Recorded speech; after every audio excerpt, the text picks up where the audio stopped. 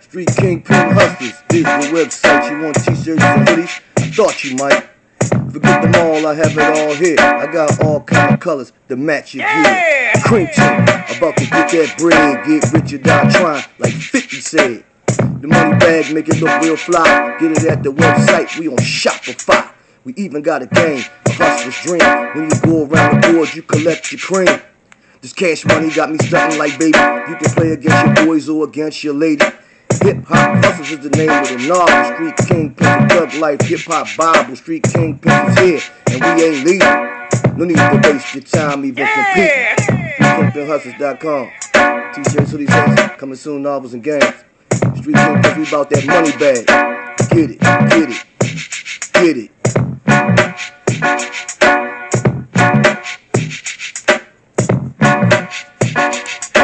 Welcome to Street Kingpin Stories. This show is about Peter Pistol Pete ROLLACK. Pistol Pete was born in 1975 by Leonard and Brenda ROLLACK in the Soundview housing projects located in South Bronx. Soundview projects was 13 seven-story buildings. His parents split up when he was just 3 years old.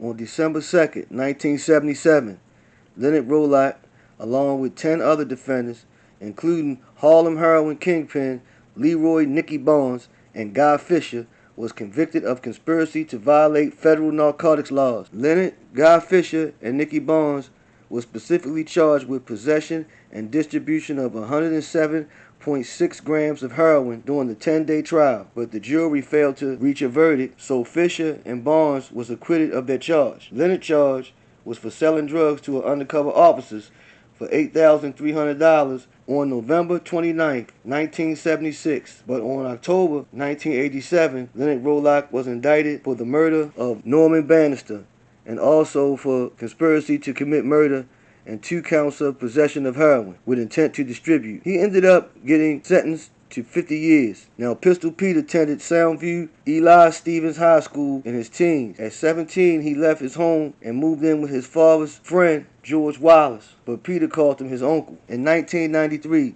Pistol Pete reestablished the street gang Sex, Money, and Murder, which was found in 1987 in Soundview. He was tied to Nicky Barnes and Guy Fisher because of his fathers, so he came up in the gang in the midst of the 1980s crack epidemic. He and his gang incorporated the organization to launder drug money and to expand its operations outside of New York. Sex, Money, and Murder revenue was made by distributing cocaine and crack cocaine. ROLLACK, who's also a South Bronx native who sold coke in Pittsburgh. He recruited Pistol Pete as an enforcer to ride with him on runs to Pittsburgh with cocaine and crack. He would normally take 9 kilos per trip.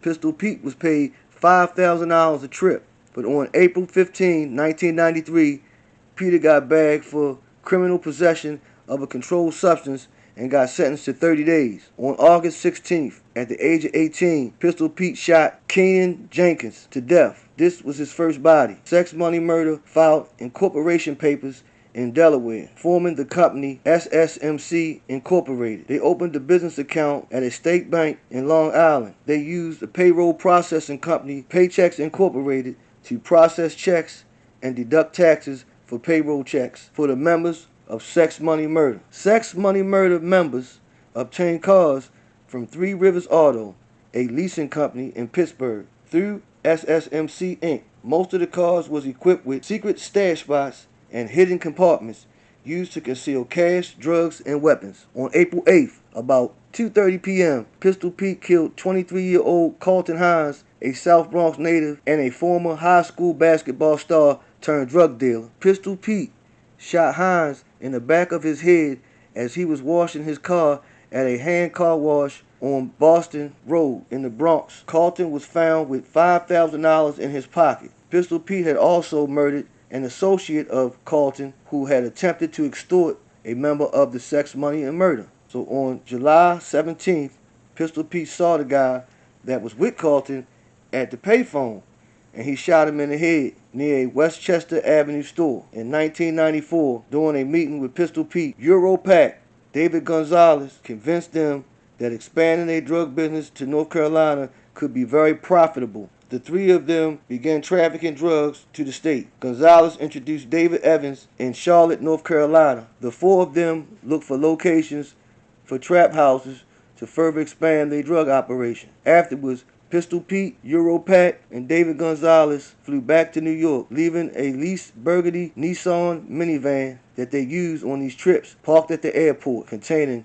2 kilos of cocaine and $70,000. A few days later, Pop caught a flight back to Charlotte and drove the van back to New York. On the next trip, Pistol Pete, Pac, and Gonzalez transported 10 kilos of cocaine and crack. First stop, Pittsburgh. They distributed 6 kilos and collected drug money.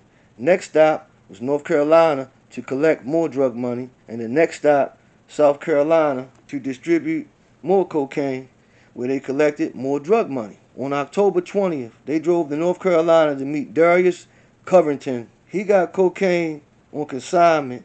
He owed $9,000.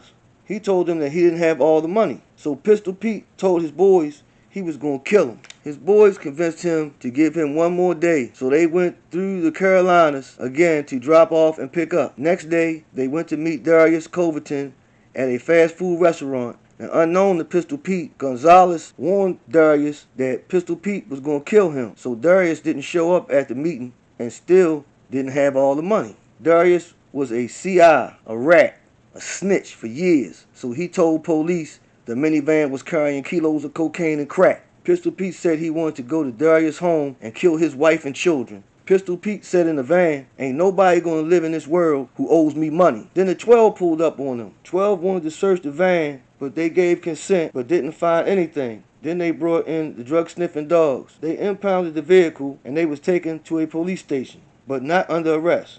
They gave the 12 all fake IDs and was released. Pistol Pete ID name was Nathaniel Tucker. ROLLACK used Corey Hines, and David Gonzalez used David Richards. Pistol Pete wanted to wait and get the van back, but finally a police mechanic discovered a hidden compartment under the front seat that contained 2 bricks and $250,000 and several guns. After that, they was arrested. They bonded out of jail a few days later. Pistol Pete was bonded out by George Wallace, and Pete never came back to North Carolina. After he returned to New York, he was arrested for killing Hines. He was carrying a gun at the time of the arrest. He was convicted of criminal possession of a weapon on August 9th, 1995. He got sentenced to 2 to 6 years in prison. He did that bid at Rikers Island. He was approached by Omar Porti and Leonard McKenzie, the founders of the YBN, United Blood Nation prison gang. They recruited Pistol Pete to help them defend the gang against attacks by the larger Hispanic Latin Kings street and prison gang. They knew about Pistol Pete's reputation as a violent criminal and an influential leader. Pistol Pete and the Sex Money Murder joined as an 8th set of the gang. After serving 8 months, Pistol Pete's mom, Brenda, bailed him out, and he continued to spread the UBN culture through New York. During this time, the feds from North Carolina matched Pistol Pete's fingerprints from the gun found in the minivan. So he was only free for 2 weeks when he went to court to face murder charges, and he was remanded by the North Carolina narcotics charges. Gonzalez gave Pistol Pete $20,000 for his lawyer fees. In 1996, Pete was transferred to Charlotte to face the drug charges. Pistol Pete was still shot calling to Sex Money Murder on the street when he was locked up. Sex Money and Murder continued to flourish. The gang had spread through the Bronx to New Jersey and as far as Georgia. Even though Pistol Pete left the NYG Alliance for the UBN, both alliances paid homage to Pistol Pete by making a gun sign with their hands and throwing it up to salute the incarcerated drug leader. Pistol Pete was convicted on federal drug and gun charges and sentenced to 45 years. A federal indictment unsealed in New York. Pistol Pete and 10 members of the Sex Money and Murder was hit with the RICO. Feds claimed that Sex Money and Murder was a criminal organization that operated a large drug operation, and they put 9 murders on the group. Pistol Pete pleaded guilty to racketeering in order to avoid the death penalty. This was in the same court where his father had been sentenced 20 years prior. Pistol Pete got 3 life sentences and an additional 105 years. The feds went even further to deny basic comforts because Pistol Pete had a history of shot calling from behind bars. So they shipped him to Florence ADX, America's only federal supermax. For the past 20 years, Pistol Pete has been held in solitary confinement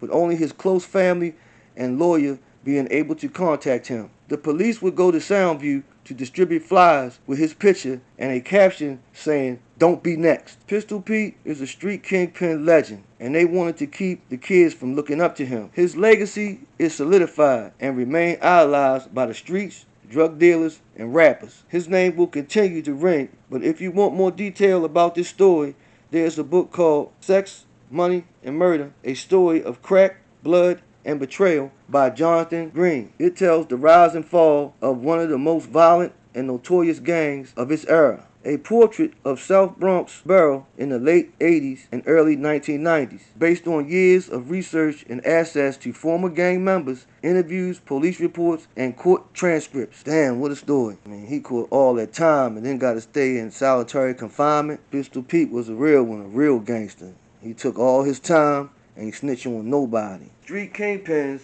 doesn't condone drug dealing, crime, or violence.